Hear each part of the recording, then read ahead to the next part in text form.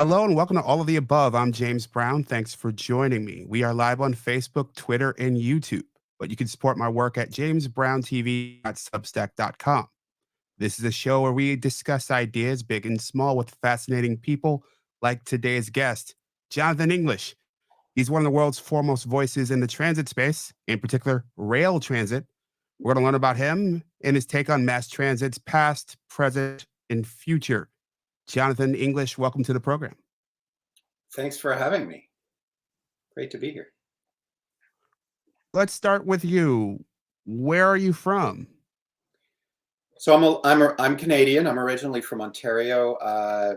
I grew up just outside Toronto, and right now I live in Toronto. And I've lived a number of other places around the world over time, but I'm back closer to home right now. Yeah, where have you lived?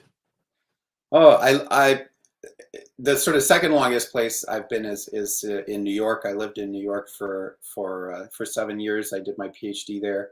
I lived in London, and I lived in Berlin, and I lived in Montreal. I would like you, if you would. I know you're a bit partial on Toronto, I know, because of some of your work, but those other cities, if you could grade their transit systems, New York versus Montreal versus Berlin. So that's fairly easy in the sense I would say Berlin's is the best. Now, if you ask someone that lives in Berlin, they'll of course, shake their fist at you and say, you're crazy. Ours is terrible. But everyone says that about their local transit system. Berlin's is pretty amazing because I could give you a long answer. That's okay. Berlin's is pretty amazing because it's very comprehensive. You can go to a lot of different places relatively easily. It has lots of different modes. They all have the same fare. They all work well together. The S-Bahn, which is kind of like the regional trains, but they also more or less act like a subway. The U-Bahn, which is the subway.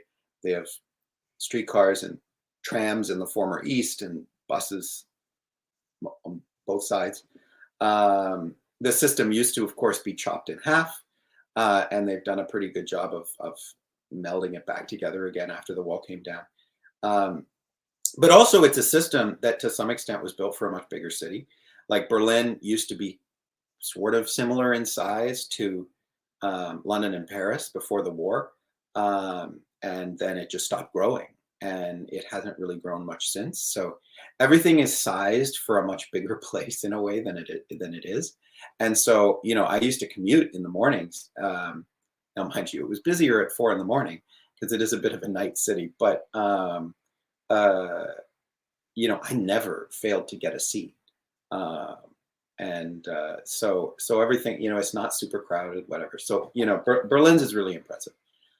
London's got a great system too. It's got some more challenges, but it's still a lovely system to ride. The signage and wayfinding are beautiful. The system works reasonably well together. There are lots of tube lines that go to many different places, and loads of other railways that take you everywhere. The buses are pretty comprehensive too, and it's an impressive system, and the history of it's really cool. And then Toronto, Montreal, and New York, it's more complicated. If you're in the suburbs, I'd much rather be in Toronto than say New York. But if you're in the city, New York's obviously got a way bigger subway system and stuff. And, they've both had their challenges in recent years, but, New York there's more options for the subway. And then Montreal's building a lot of stuff right now. Toronto is too, but Montreal's is closer to being done. And so they're really pulling ahead a bit once the stuff that's under construction right now opens. And the buses have their issues, but the metro in Montreal is pretty nice. And yeah, so I don't know. I would say Montreal maybe third, and then New York and Toronto tied in different ways. Yeah, that's I'd my like to touch on your I, Come on. I'd like to touch. I'd like to touch on a point that you made there that I think is really interesting. Why does everybody hate on their own city's transit system? Well, because you don't have a point of comparison. Like, any system, you're going to have disruptions. Uh, a person with a health problem on the train, stopping the train, or whatever, a maintenance problem, or just a delay for whatever reason, weather, I don't know, whatever it might be.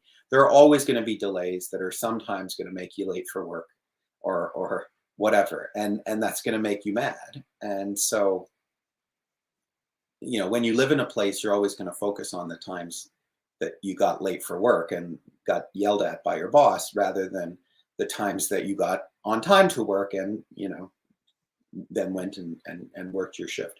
So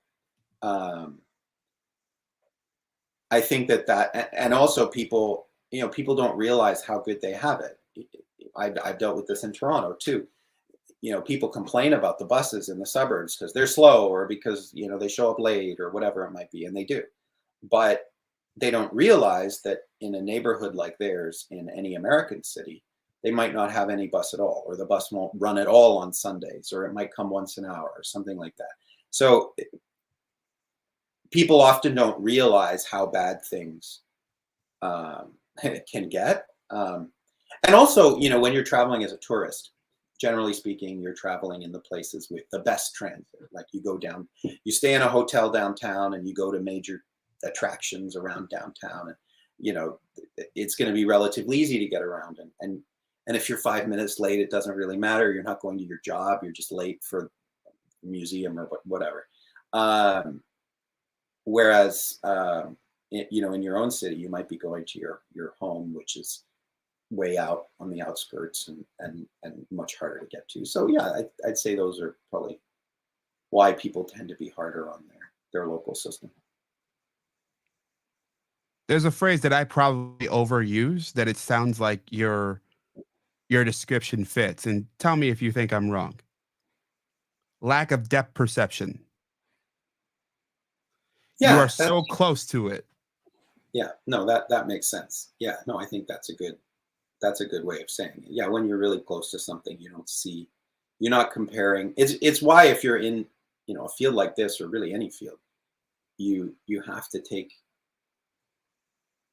you have to look at comparisons. You have to look at what other places are doing, etc. Or else you get too narrowly focused. You focus on the negative.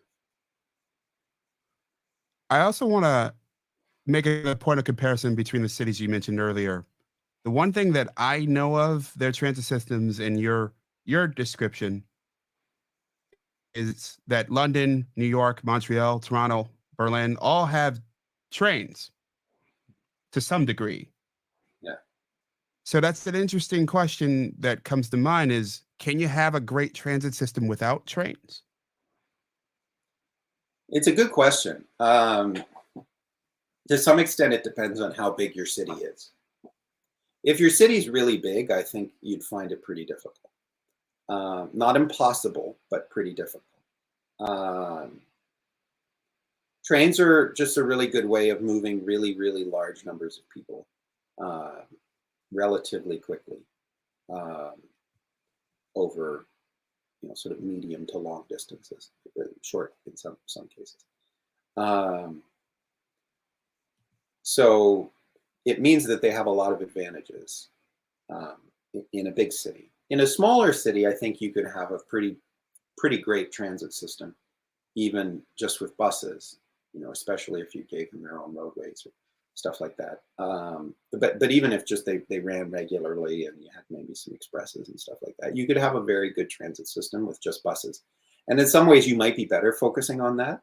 One of the problems you get in American cities, like sort of small to medium-sized American cities, is they sort of focus on building rails so much, and they spend a lot of money on it. And this is sort of the operating versus capital funding problem. But they spend a lot of money on one rail line that doesn't really end up covering that much of the city. But then the rest of the system is starved for resources. You'd be much better off, again, recognizing the operating versus capital funding distinction. You'd be much better off pouring all that money into, and you know, and some people might disagree with this, but having good basic local coverage rather than a nice looking impressive rail line going, you know, on one route and then really bad service elsewhere. The ideal is to have a nice little rail network and then good service everywhere, but that's not necessarily achieved. One of the things, you know, I think especially for a North American city, our cities are just way more spread out. They're way bigger physically than European, for example, or Asian cities of similar size. They cover a huge amount of land, and because of that, speed is really important. It matters because, you know, you look at a city like Paris, even if you aren't going that fast, you can get a long way across central, you know, across the Paris metropolitan area at you know, at relatively low speeds. It's not that big. Whereas LA, even if you're just going from, you know, downtown LA to Pasadena, which is just a tiny little, you know, from Santa Monica to, like, you know, past Riverside or whatever, you know, way out into the Inland Empire is huge. You know, it's like halfway across France or something. And so the distances are so much larger that if the transit is going to be useful, it has to be relatively quick. And rail or maybe express buses are probably the best way to do that. So the ideal would be to have a trunk network of fast, high capacity rail that can allow you to go long distances quickly, and then good local service with buses that fills in the gaps. Trunk network, is it a T? Yeah. Well, yeah. Like, I mean, it depends on what your city is shaped like, but like when I think of a trunk, I think of probably like a cross at the most basic level. Yeah, that would sort of be at the most basic level, because then you could go north, south, east, west, and cover those long distances. And then, you know, you might take the bus from here to here, across the cross, maybe change in the middle and go down, and then like take a bus that way. And then, so you've covered the long part of the trip relatively quickly, and then you know, the local part of the trip will add time, but hopefully then the total trip won't be too crazy in terms of length.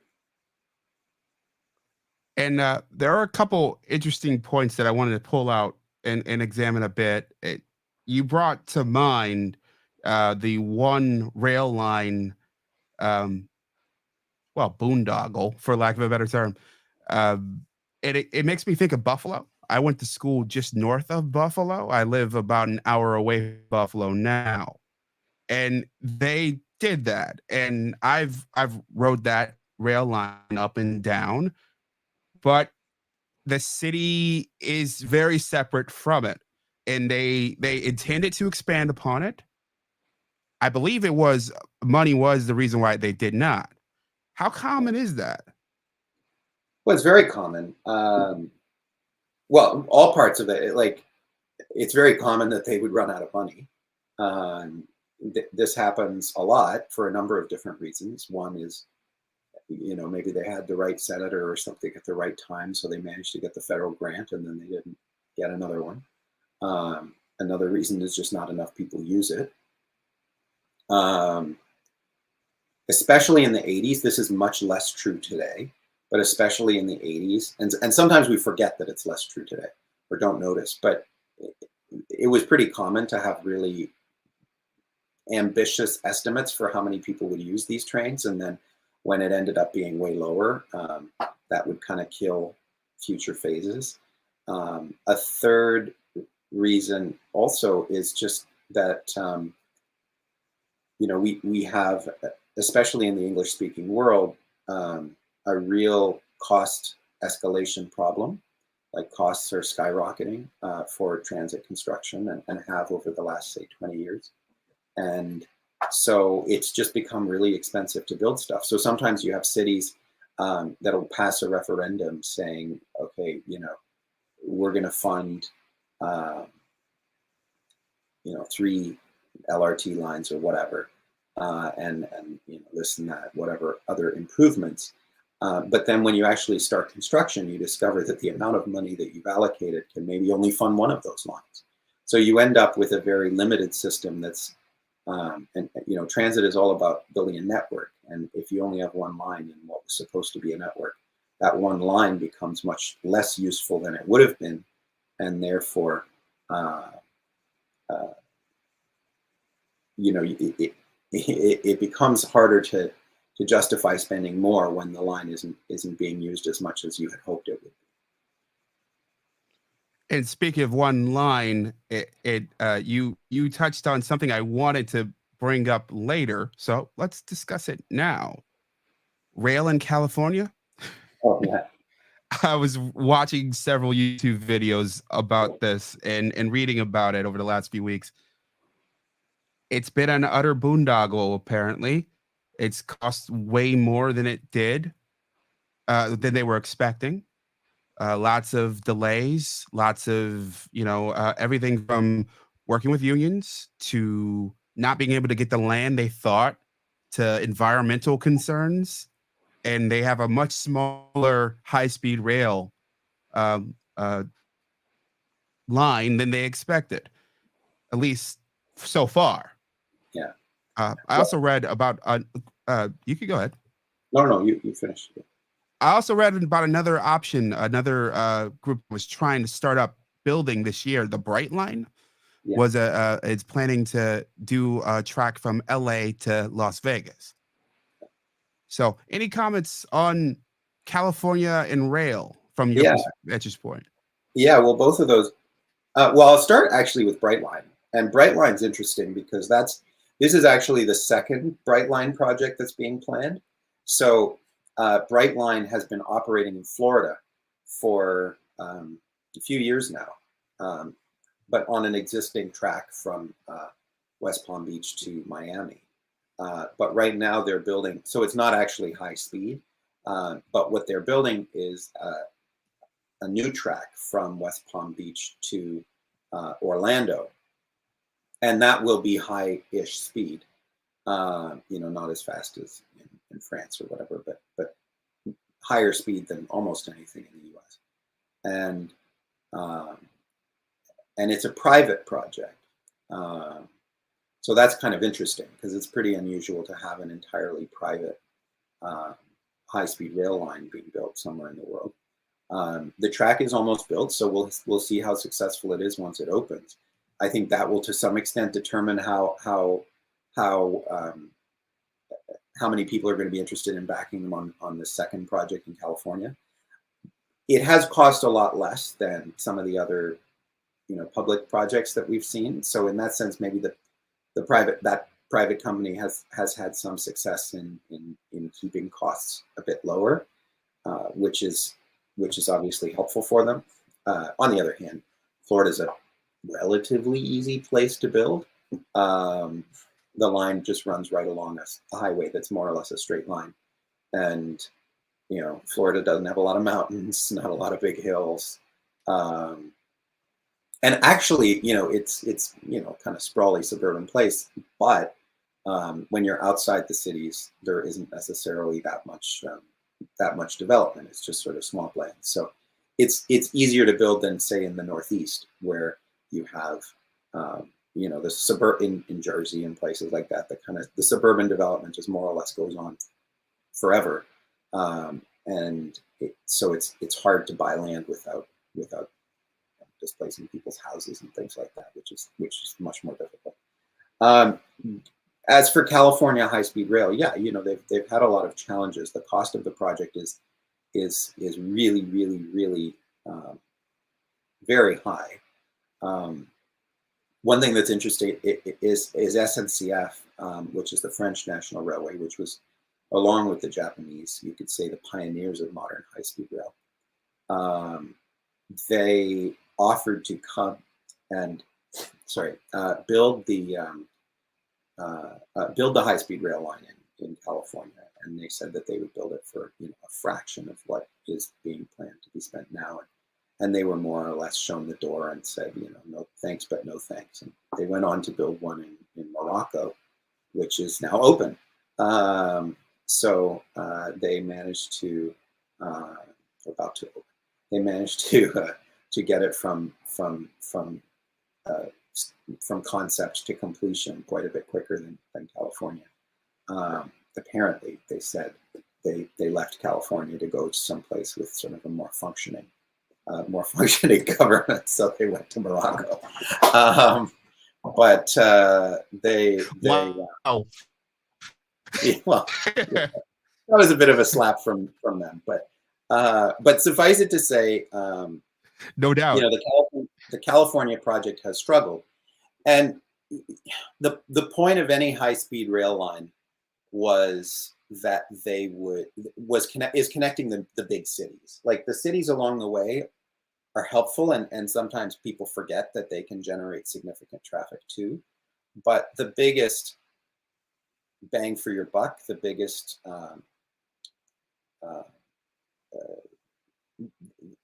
market is going to be the Los Angeles, San Francisco market. And so until you can get that segment operating, the project is not going to have, it's not going to really be fundamentally viable. In European countries, it's a little bit easier, because in European countries, generally speaking, the existing railways are decent. They might not be high speed, but they're relatively high speed. They're okay. So what you can do in Europe is build it as a phased project. You could build a line from, like, hypothetically, you could build a line from, like, LA to Fresno, and then use the existing line to get the rest of the way to San Francisco. You'd still be saving people some time versus what it is now, adding a bit of capacity. And then as time goes on, you can extend it the rest of the way till you get to San Francisco. But you have a viable route from the outset. In California, because there really isn't any modern passenger rail routes that they can connect to, you really would struggle to operate like a viable end-to-end service until you've actually finished the entire line. So that's a big problem that they're running into, because the connections into LA and into San Francisco are not, they're not under construction yet. So you could end up with a bit of a white elephant in the Central Valley if you don't finish those projects. And this is where paying attention to construction costs does matter, because, yes, can you spend more? Sure. And is California a wealthy place? Of course it is. But at a certain point, money is real, and governments do have competing priorities. There are plenty of people that would like to expand the UC system or add additional public housing, or a million different things that governments have competing demands on their funds for, and that is going to be a problem that the project runs into when they're already talking about it being in the $100+ billion range, and then maybe going up from there. High-speed rail projects in continental Europe usually are more like $6, $8, $10, $12 billion, not $100 billion. So so that it's hard for even a wealthy state like California to afford. That's a drastic difference in price there. Yes. Is it this particular project, or it's all projects? Or most projects? It's most projects. Yeah, it's most projects. The English-speaking world seems to struggle a bit with much higher costs than in other parts of the world, like continental Europe, especially Southern Europe.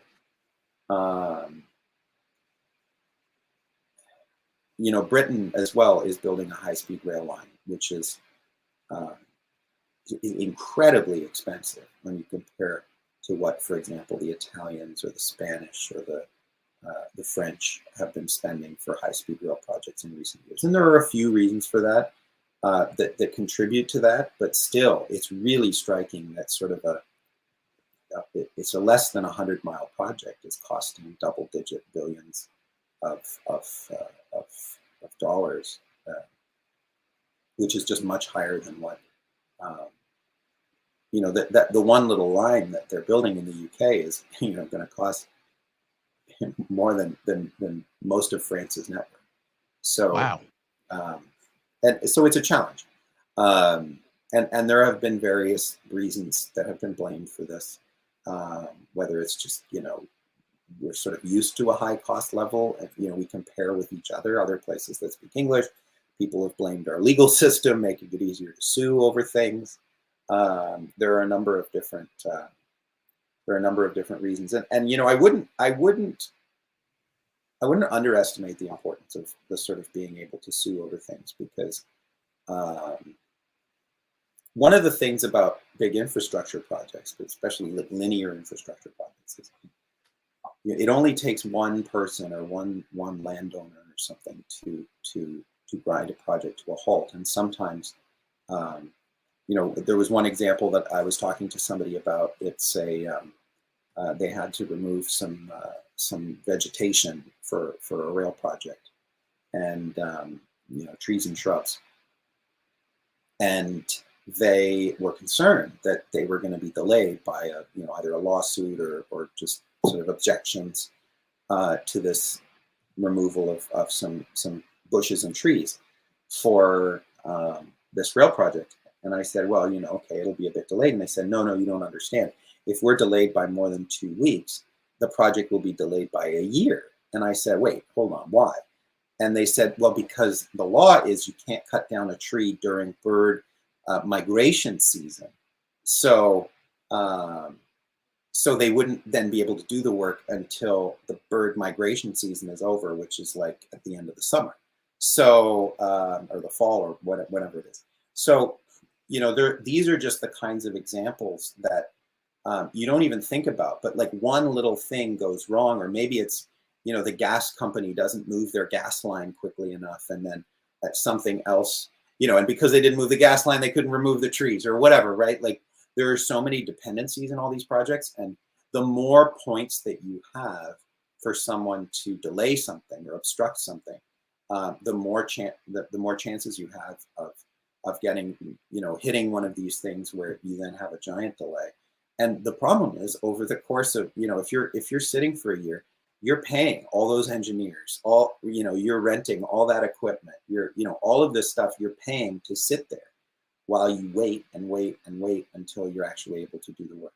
So I think those things do compound to creating the higher cost environment that we have. But that's not the only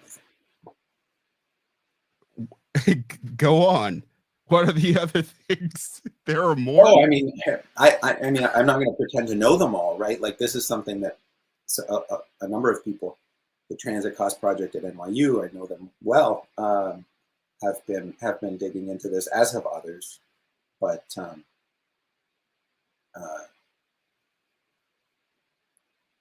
there are a lot of different factors. I mean, sometimes we overbuild things.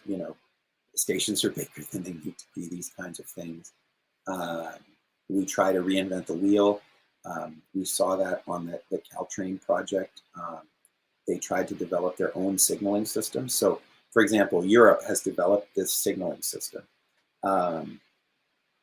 which is incredibly complicated. Like signaling is so complicated, and not only is it complicated, but it has to obviously be completely fail-safe, because if the compute, it's not like an app on your iPhone crashes. Oh, you might lose your data or whatever, which would be unfortunate, but it's not the end of the world. Like people could literally die, and so the technology has to be tested to a much higher standard, et cetera, et cetera, et cetera. So the Europeans spent billions and billions and billions and years and years and years on developing the signaling technology, and then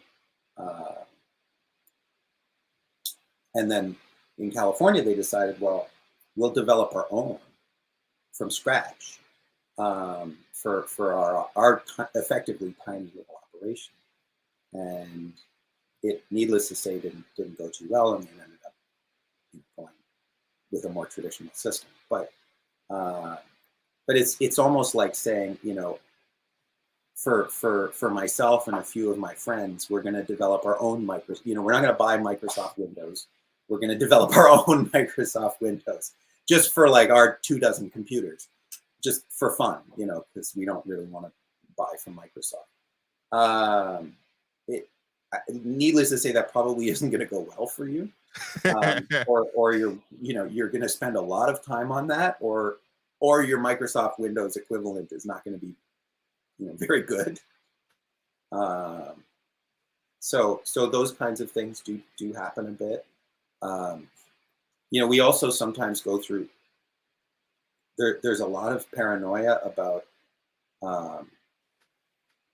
not wanting to disrupt people. So, you know, you end up tunneling under things where you might have been able to build it elevated for much less money, because, you know, you don't want people complaining about disruption. You know, those kinds of things do drive up costs as well.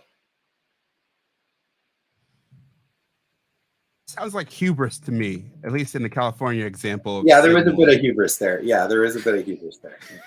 Yeah. Well, you know, they call it, there's, yeah, no, 100%. Yeah, there is a bit of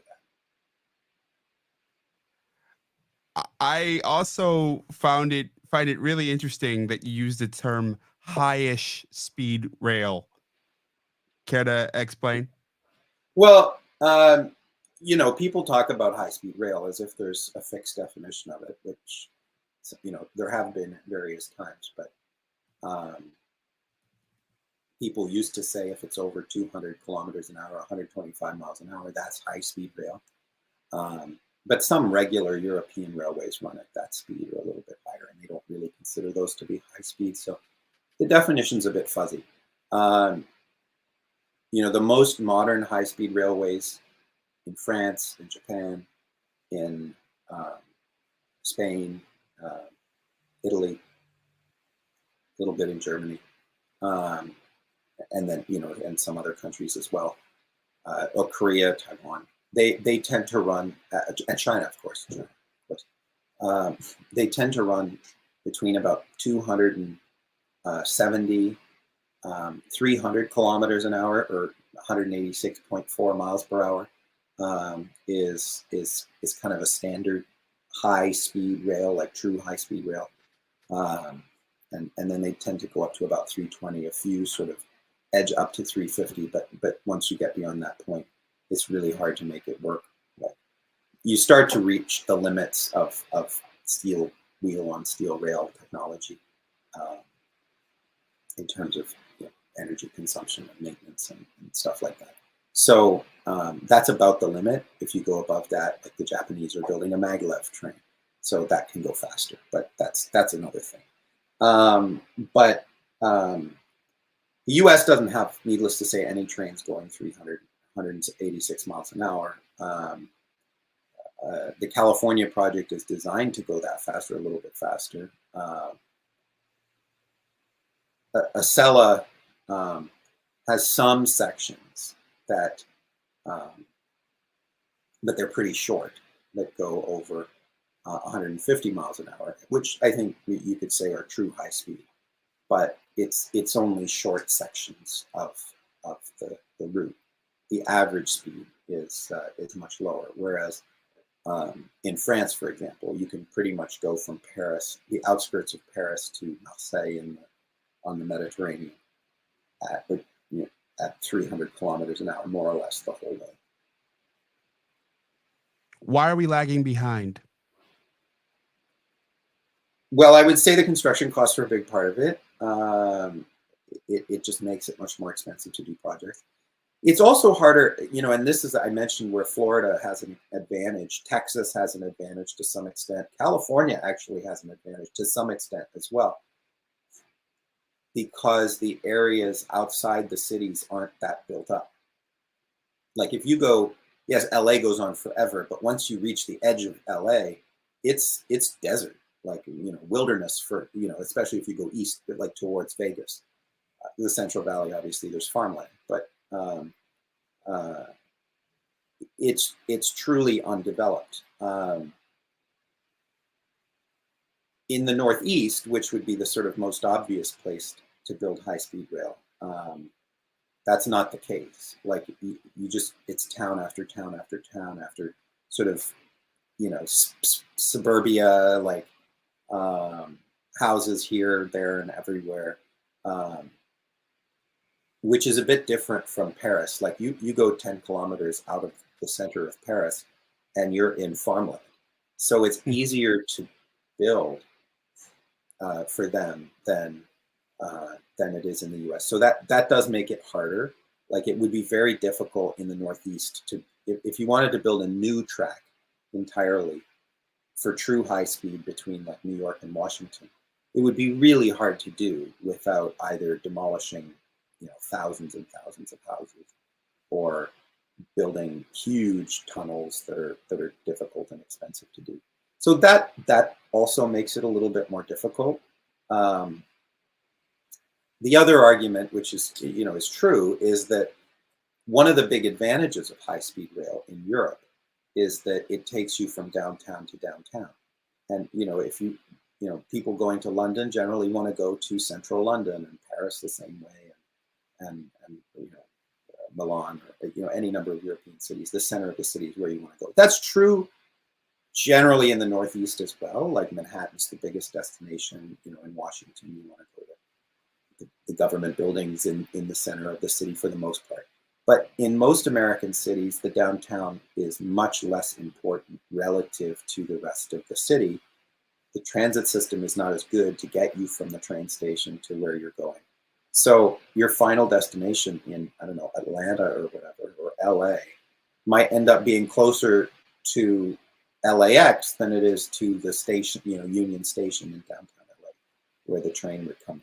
So, and you probably will end up having to rent a car anyway at the train station. So some of the advantage there of the downtown to downtown stuff is maybe not quite what it would be in like a European or an Asian city. So I would say those are three of the big reasons. The fourth reason, honestly, is just that it hasn't been done. It's really easy in Europe. Like if you're Italy, you just look next door to France and say, well, hey, if they can do this, we can do this. And so they do it. Spain or Britain, same thing, right? Whereas in the US, if you're in California, you can't point to another state and say, hey, they did it. We can just copy them, learn from their lessons, or learn the lessons of their mistakes. So we're still waiting for that first successful project to get off the ground. And once it does, I think you'll see more places copying it. Unfortunately, if the project ends up seeing, the first project ends up, sort of like the Big Dig in Boston, right? Like Boston decided to bury the ugly highway that was running through the center of Boston. And they did bury it, and central Boston looks great. It looks much nicer now that that highway is not there anymore, and it's a huge improvement to the city. But it also cost a fortune and took forever. And so a lot of other cities that have ugly downtown expressways that might have benefited from a similar project got scared off. Seattle is doing it a bit, but they're the only ones. So the first project has to go well, or else everyone else is going to be scared off. And so that's a bit of a danger with California. So I think you might be seeing more places trying to copy the Brightline model of maybe private-led and maybe not quite as ambitious in terms of speed, trying to use existing routes where possible, rather than the true high-speed rail that California is doing, which is a shame because really the U.S. with its size would benefit a lot from true high-speed rail. I'm very interested in, well, there's a thing I've been wondering, and I would think you might be one of the people who would have a sense of this. Is the technology to tunnel holes for underground rail the same, basically? Has it evolved? Is it evolving? Yeah, it has evolved a lot. That's another area where um, the most advanced technologies are generally speaking being used in Europe and to some extent Asia. And the most advanced technologies have not necessarily made it um, over to North America yet. Partly it's just experience. If you go to a European city, there are tunnels everywhere, road tunnels, like highway tunnels, lots of subway tunnels. There's just tunnels everywhere. Even small cities have like a tunnel. Um, they're all over the place. In um, in the U.S., it's way, way, way, way rarer. You know, road tunnels are really, really, really uncommon in the U.S. You even look through the mountains, like if you go to Colorado or whatever, through the Rocky Mountains, you know, on the interstate highways, there are a few tunnels, but truly just a few. Uh, if you go to Italy and you drive through the mountains, which aren't even as big as the Rockies, it's just like tunnel, viaduct, tunnel, viaduct, tunnel, viaduct. Like the whole highway is just tunnel after tunnel after tunnel. So the Europeans have built up way more experience with it, um, which means that they've developed new techniques and they have lower costs as a result. You know, the most amazing one is this tunnel in Norway, which is one of the longest road tunnels. It's 19, I think, kilometers long, which is, I think, longer than any U.S. road tunnel by a good margin. And it costs like $400 million, which, I mean, in the U.S., the study to build a tunnel like that would cost way more than $400 million. And this is Norway. Like Norway's a country where a beer is like $30. This is not a cheap country. So, you know, that kind of experience does matter. I should say, in terms of the technology, of course, the technology has advanced a lot. Like back in the day, you know, tunnels were mined out by hand. And the techniques that you use depend based on what you're tunneling through. If you're tunneling through sand, it's different from tunneling through mud under a river. It's different from tunneling through hard rock. And all of them have their advantages and their disadvantages. One of the things the Europeans have done is the New Austrian tunneling method. They try to use if you're tunneling through rock, for example, they try to use the rock to support the tunnel more. That's going into the weeds a little bit, but the biggest change has been the tunnel boring machine, which have been around for decades now. But you don't have people digging stuff out, literally with shovels anymore.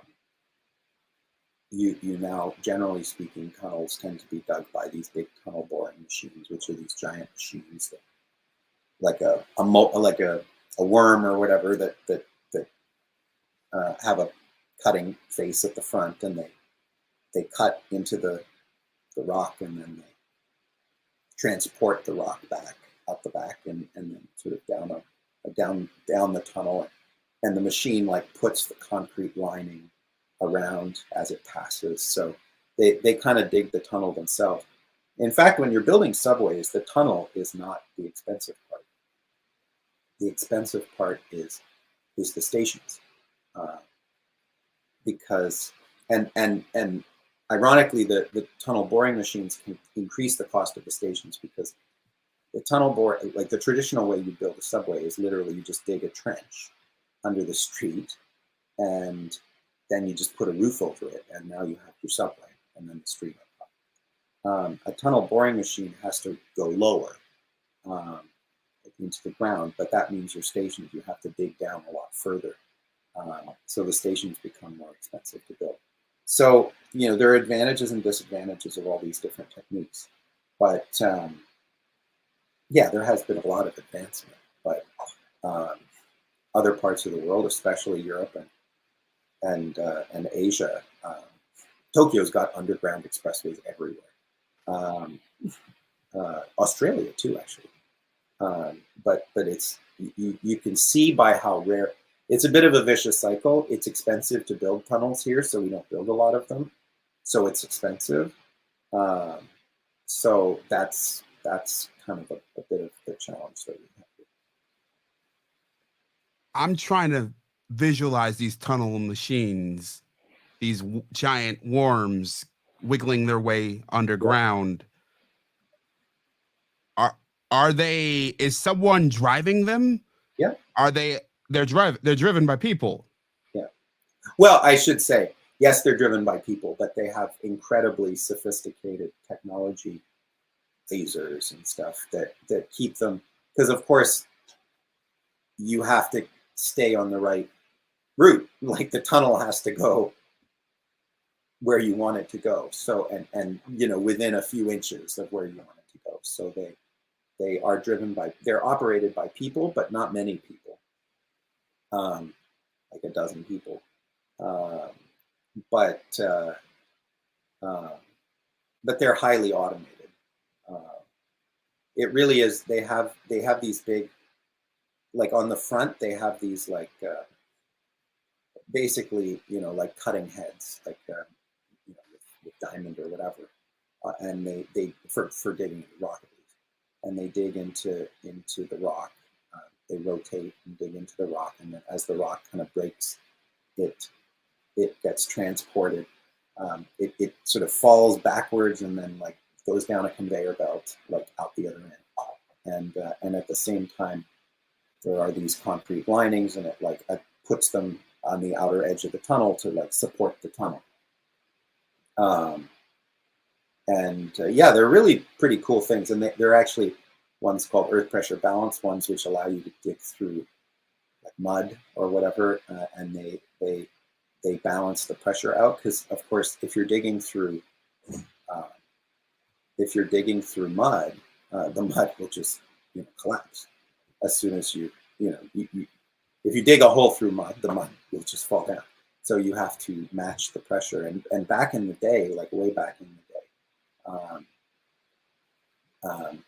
they had to build they had to pressurize the area where the workers were working, and literally digging the mud out with shovels, and so they worked under very, very high air pressure to keep the tunnel from collapsing. But the problem with that would be you could have a blowout, in which like the air pressure in your tunnel goes through the mud above you, like into the river above you.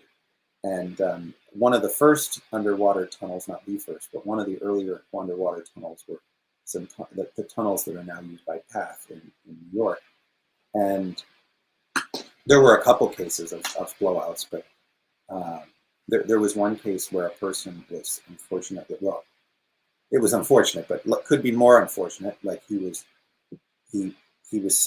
sucked out is the wrong word, but blown out of this pressurized tunnel where he was working, up through the mud, and then all the way up through the Hudson River, right up to the top, to the surface, and he actually survived. But it was really, really, really dangerous work. So building those tunnels back in the day was really hard. And it's still hard work, but it's much more mechanized, much more automated. There's a lot more certainty around it. It's not more or less experimental the way that it was back when we were actually building way more tunnels. So yeah, but yeah, it's amazing. Like these tunnels, this tunnel that we were building, we had no idea what we were doing. Like people were literally getting shot out through the river, through the mud and up into the river. These tunnels are still being used by trains every day for thousands and thousands of commuters. So they did something right. It's almost ironic. The more you know, the less you do.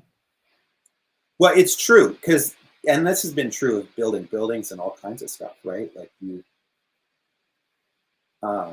when you don't really know what you need, yeah, you overbuild. Like um, the buildings, the old buildings had way more structural strength than new buildings, just because we know now exactly, exactly how much structural strength you need for the building to stay up, but to not, waste steel or concrete or whatever more than you absolutely need.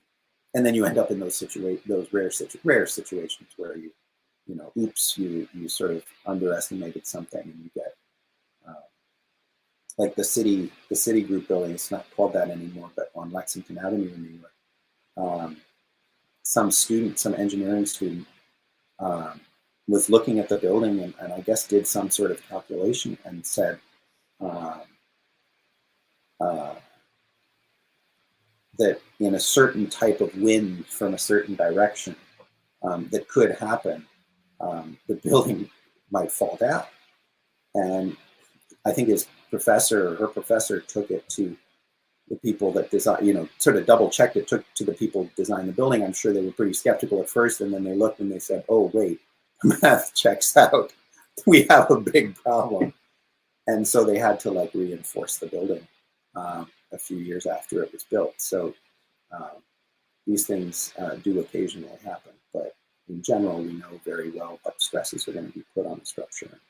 So we can design, precisely to the,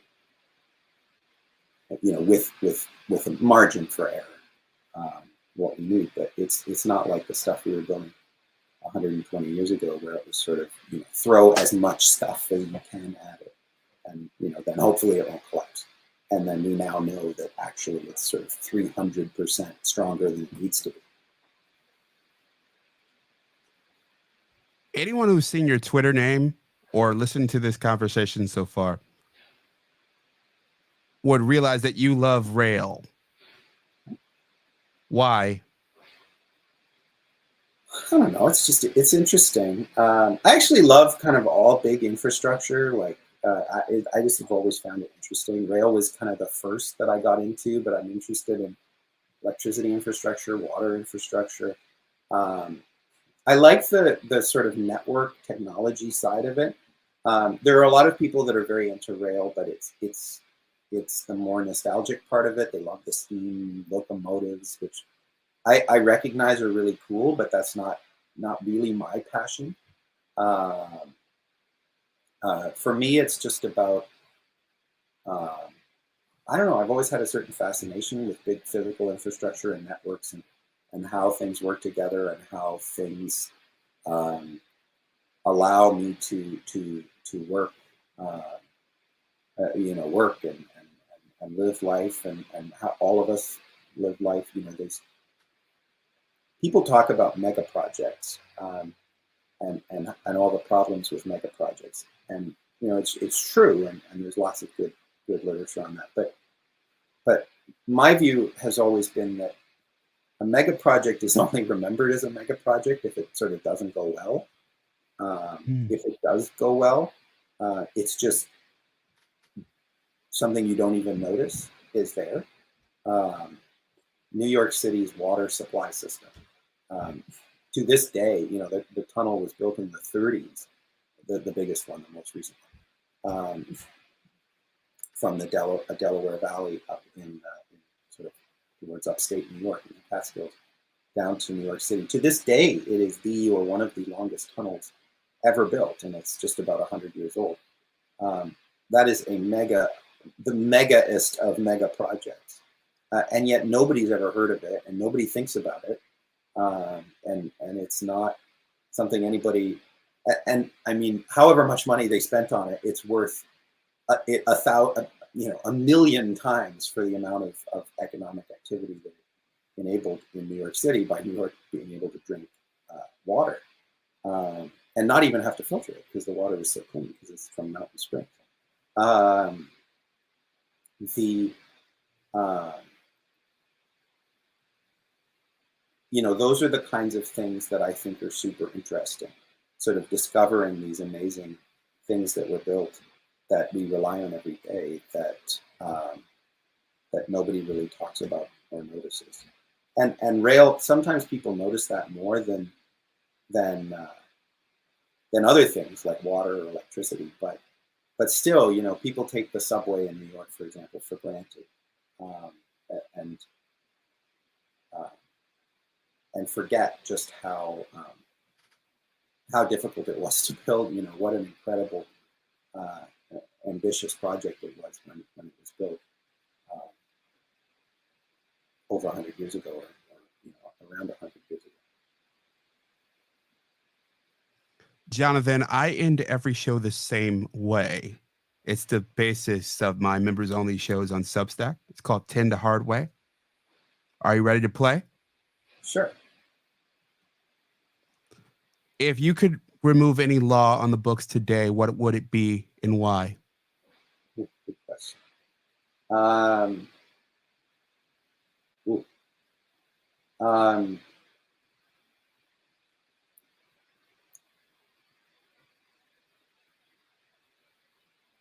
it's hard to say, like, for anything, you know, for all uses, but I might make it a little harder to sue, to block, you know, to block transit projects, and I might make, you know, environmental impact statements and stuff are incredibly important, and we do need them for all big projects. But I do think that maybe it might be helpful to have a little bit more of a differentiation between projects that are clearly going to be a net environmental positive, like a transit project, versus, like, I don't know, a coal mine or something. Um, as it stands right now, a transit project still has to, you know, go through the same level of, um, of assessment um, that adds a lot of cost and time. So maybe making it a little bit, maybe recognizing that transit stuff like transit, and you know, there are other things as well, are inherently environmentally positive. Maybe making it a little bit easier to get those projects approved would be helpful. Perhaps they should be on their own tier. Yeah, and I mean, like, I know that there are some differences, but maybe expand on that a little bit. Okay. What advice would you have for anyone who would like to walk in your footsteps? I don't know. Buy a house 20 years ago. Um, uh, You and me both. that's my advice to everybody. I wish I could go back in a time machine. No. So I studied history originally, and that's a bit of an unconventional way to get into the sort of transit infrastructure world. But I think that as a way of thinking about things, it's a really good one. Understanding how things came about over time is probably the best, in my opinion, the best way to understand why things are the way they are today, the constraints on why it's hard to change things, why people believe certain things, or support or oppose certain things. Like, you understand it much better if you understand what people were saying and thinking and doing 40, 50, 60, 70, 100 years ago. So yeah, I suggest looking at the history of these things.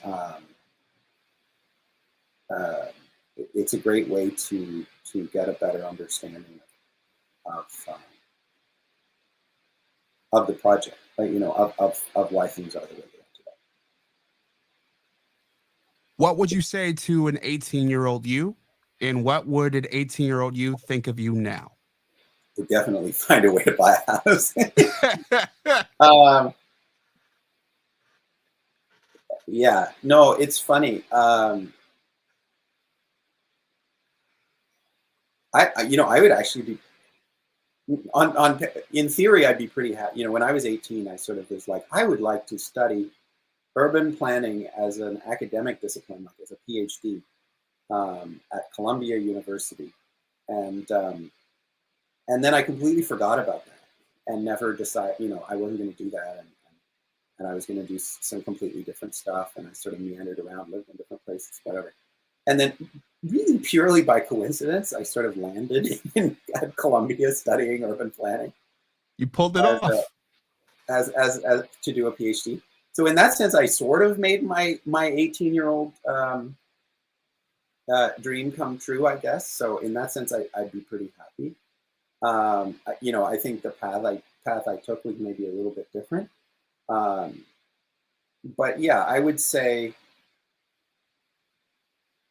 you know, having experiences while you're younger, living in different places is super valuable, and I'm glad I did. And you know, I would have loved to do maybe even more. But yeah, living in different places, experiencing different places especially places that are pretty different to where you live. Would have loved to have lived in Asia at some point.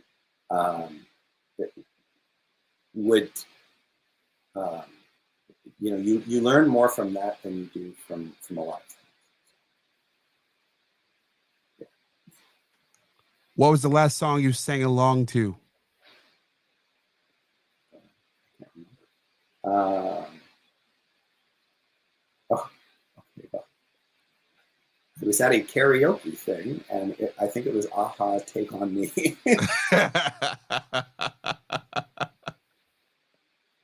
Outstanding. I love it. Uh, what's the worst compliment you've been given, and what's the best? Oh, oh, I don't know.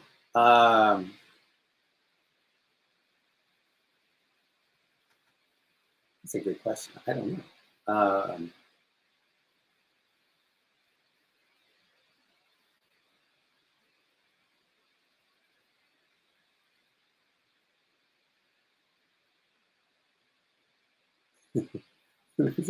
That's hard to answer on either one.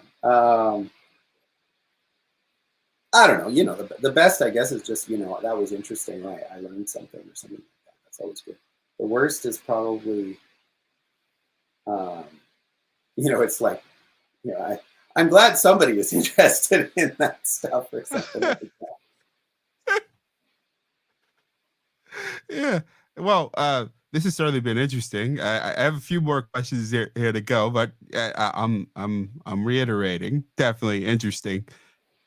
Um, what's the best piece of advice you've received? Um,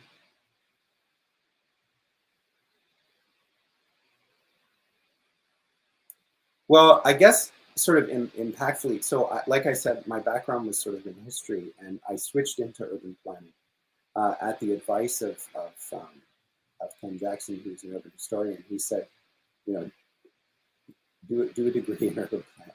If you're going to do a PhD, do it in urban planning rather than sort of urban history, because there are more options. Um, and I think that has proven to be true for me. You know, there are lots of different directions that I could go in, and so I really appreciated his advice for that. And yeah, it was very positive for me personally. So yeah, you know, if you're thinking about what to study, finding things that give you options is always a good What film reminds you most of your career path, and why? thing. Okay, so this is a wacky one, um, but I don't know if you've ever heard of it, but there's it was an HBO movie from the early '90s, I think, called Pentagon Wars, which is a comedy about Pentagon procurement. Um, and it has the weirdest cast. It's got Carrie Elwes, you know, the guy from The Princess Bride. Yeah. It's got Kelsey Grammer from Frasier. It's got Viola Davis from A Million Things. Yeah.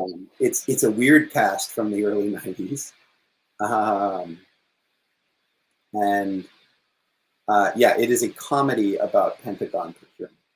And like, if you wanted to say reminds me the most of my work, that would probably be it. It's funny. Wow. I'll have to check it out. Hopefully, it's on HBO Max, so I'll seek it out. Wow. Everyone has a center, whether it's moral, ethical. I like to call it a cornerstone. What's yours? Well, I mean, I guess to try to be a good friend and to try and, I'd like to leave the world or the community I live in a little bit better. Even just a tiny bit. And I recognize you can't change the world necessarily, but a tiny bit better, affect at least a small positive change. Uh, that would be uh, something I aspire to do. In 5 words, tell me all your thoughts on God. Oh boy. um, that makes me think of the song. um, uh, yeah, well, I was raised uh, in a not terribly religious family that was a divided house. I mean, they weren't divided, but like coming from different faith backgrounds. So I didn't grow up in a particularly religious community. So in that sense, I don't have a strong connection with religion, but I wouldn't call myself sort of an active atheist or anything like that. I'm sort of you know, figuring stuff out, I guess. Figuring stuff out, I guess. Well, Agnostic, I guess. I'll see. I like it. I like it. Um, any questions for me? Oh, how did you get into this stuff? I'm a geek. Fair enough. Well, there's a bunch of things. I when I was in the middle of the 2000s, I remember um reading James Howard Kunstler, Oh yeah. and I remember learning about suburban sprawl, Yeah. and it always sort of bugged me. I'm not. I think I'm more charitable about it these days than I was back then. I'm an older guy, but that's where I started to think about the environment around me, and from there I started to read more, um Strong Towns was another one that had a Oh, big yeah, really. impact on me. Just reading their things, listening to their podcasts, and watching lectures. I happen to know people who were architects just in my life, and who are sort of into sort of different, infrastructure kind of things. Just happened to, lucky enough that they were around, and I learned a lot from them as well. So as I sort of started to learn all those things and process those things, and also had my own sort of, I don't know, drift toward, wanting to have an understanding of why we have structured our lives the way we have structured our lives. That's why I started to, be the kind of guy who just uh, is constantly thinking about this sort of thing. I watch videos about trains for fun. That's cool. Me too. Yeah. Although it's I always was dangerous when your passion becomes your job, because then it's like, oh no, I don't want to watch that now. That feels like work. Yeah, I feel the same way because media is another one of my passions, and it's become my job. And it's one of those things that's very, very difficult because, like, oh yeah, I can't just use it for fun; it's for work. Yeah, yeah, exactly. And when you talk about suburbia, it's sort of one of those interesting ones where I think understanding the history is really useful because it does give you, it talks. I was the same way as you. I was a little bit more sort of critical. You can still be critical, but like less nuanced or whatever when I was younger about these things. But it does really help when you understand the history of it. It's like, you can say, oh, the car has had these terrible consequences on American cities, and it has. But you also have to think about, like, before the car, the pollution problem in American cities was there were literally, in New York or whatever big city, there were literally manure piles higher than people from the horses going through the streets. Like, so people had to literally walk through manure all day. Like you can imagine what the city smelled like. And that was just sort of normal life, and people took it for granted. And then this car came along, and it didn't smell like manure, and it didn't get angry and run away, and it didn't kick people, and it didn't you didn't it didn't have to take a rest or whatever. All of these enormous benefits over horses that made people's lives so much better. So it's not surprising that everyone sort of fell in love with the car suddenly.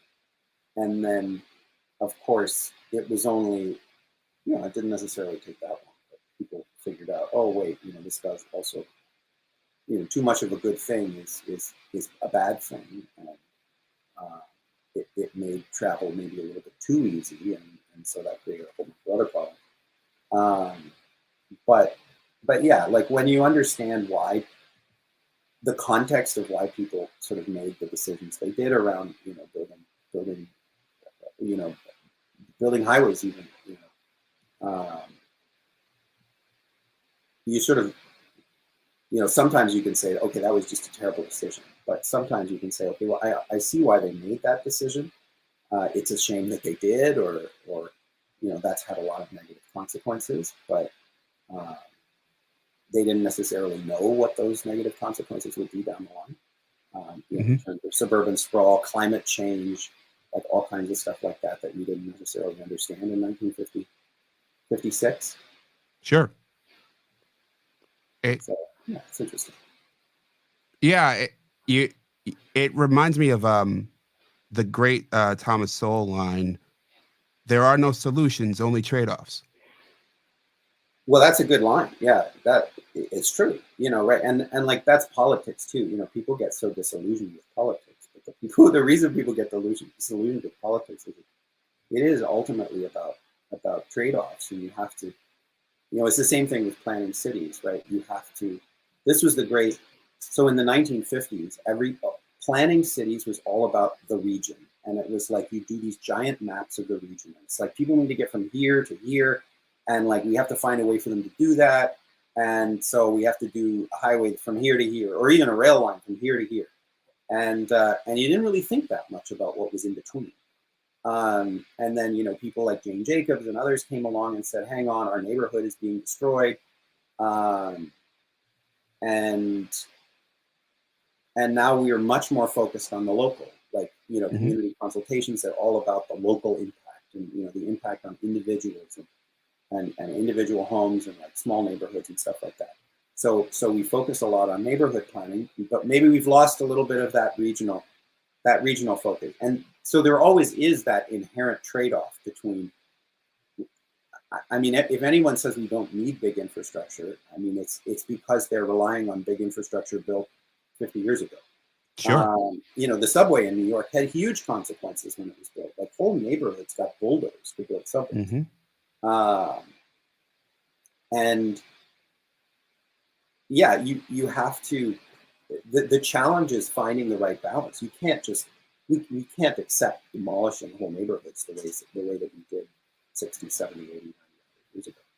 But we also, to some extent, if a city is growing by 100,000 people a year or something, you're going to need to be able to move those people. So you have to make that trade-off, and that's hard, and often you end up making nobody happy. So Yeah, there are two pieces of that jumped out at me. I think of the Jane Jacobs type, and even that's a trade-off, right? So like on one hand, for those who aren't aware of one of the I'm not sure if it was her who coined the term, or those who followed her point of view who coined the term broken window theory. that was later, but yeah. Yeah, it was sort of like those who were influenced by her, not so much her. I think if I mean, you're you could say listening, that they would have been influenced by sort of different people, including her, I guess you could say.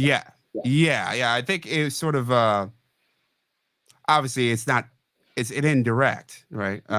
So just that's one where a lot of people will point to it and think, hey, it made different neighborhoods better, sort of using this sort of dogma. And then on the other hand, like, well, it made the life of a lot of people in those neighborhoods not so great either, 100%. in a lot of different ways. That's one thing that jumped out at me. You're absolutely right, and you know, and this is a thing where you have to think about what Jane Jacobs like at the time that she was writing. Mhm. You know, when we think today, you know, I was joking about it before, but when we think today, everything we think about in cities is around housing prices. We have a Mhm. terrible shortage of housing in most big American cities, you know, especially in the coastal cities. It's very expensive and it's hard, you know, hard to build, et cetera, et cetera, et cetera.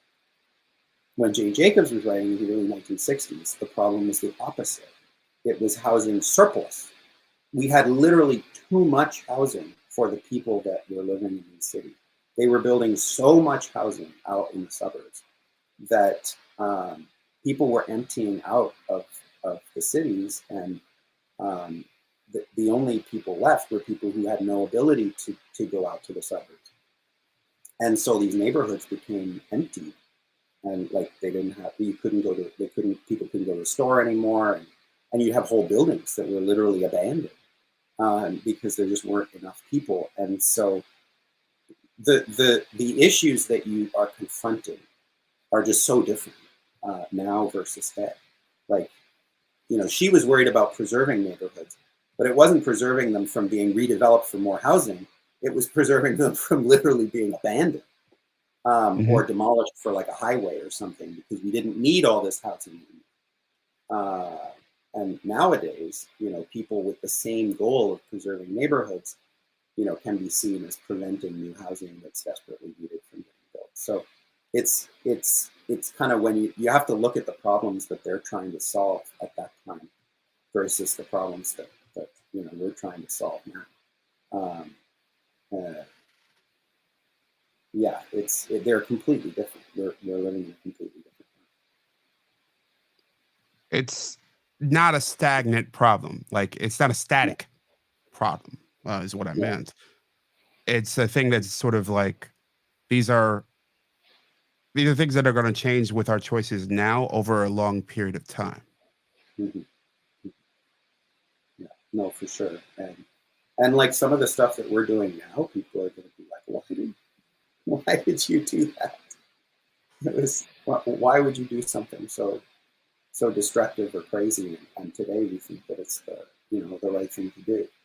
Uh, it's uh, it's hard to to you know cities are so complicated that it's hard to try and you know Jane Jacobs was very critical of urban planning just as a discipline because she sort of said that you can't plan cities, they're too complicated. And when you try to plan them, you end up causing more problems than you create. You know, like urban renewal. You know, people really thought that by tearing down all these old neighborhoods and building new buildings, that would make everybody's life better. But as it turned out, you know, it didn't. In some cases, it made it worse. Uh, and so, yeah, it's a hard business, yeah, for sure, because there are always trade-offs and, and cities are just so complicated. Any place that has millions and millions of individuals making their own decisions independently, uh, it's going to be a hard thing to try and plan or make 40-year decisions, you know, 40 years in advance decisions about. On that note, Jonathan English, any famous last words? Well, that's about it, I guess. You know, just um, cities infrastructure. It's interesting, and I have to talk about water next time or something. Yeah, um, absolutely. and yeah, well, thank you for having me, and always a good discussion. Totally. Jonathan, thank you for joining me. I can't wait to have you back. We'll talk about more big projects. I actually have about 15 or 20 other questions that I jotted down. So Awesome. we have to do it again. Thank you very much. Be well. You too.